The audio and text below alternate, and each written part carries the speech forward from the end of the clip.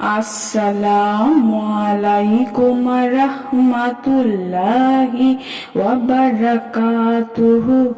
সুপ্রিয় সম্মানিত দর্শক শ্রোতা, আশা করি মহান রব্বুল আলামিনের দয়ায় আপনারা সকলেই ভালো আছেন।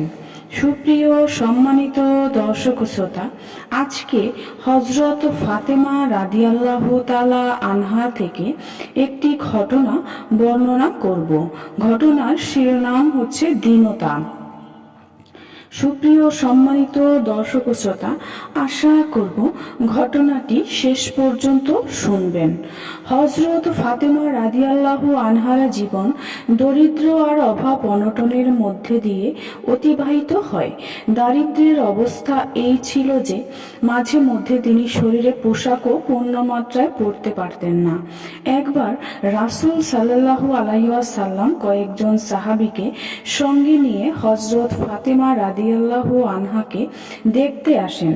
তখন তিনি খুবই অসুস্থ ছিলেন। রাসূল সাল্লাল্লাহু আলাইহি ওয়াসাল্লাম দরজায় গিয়ে সালাম দিয়ে ভেতরে আসার অনুমতি চাইলেন। হযরত ফাতেমা রাদিয়াল্লাহু আনহা মারহাবা বললেন। রাসূল সাল্লাল্লাহু আলাইহি ওয়াসাল্লাম বললেন, আমার সঙ্গে আমার কিছু সাহাবী রয়েছে, তারাও কি আসবে? হযরত ফাতেমা রাদিয়াল্লাহু আনহা বললেন, হে আল্লাহর রাসূল, এই মুহূর্তে আমার পরনে একটি ছোট জামা, যা দ্বারা আমার শরীর ঠিকমতো ঢাকা যাচ্ছে না। রাসূল সাল্লাল্লাহু আলাইহি ওয়াসাল্লাম তার চাদরটি দিয়ে বললেন, এই চাদর দিয়ে পর্দা করে নাও। এরপর রাসূল সাল্লাল্লাহু আলাইহি ওয়াসাল্লাম সাহাবীদের সঙ্গে নিয়ে ভেতরে প্রবেশ করেন।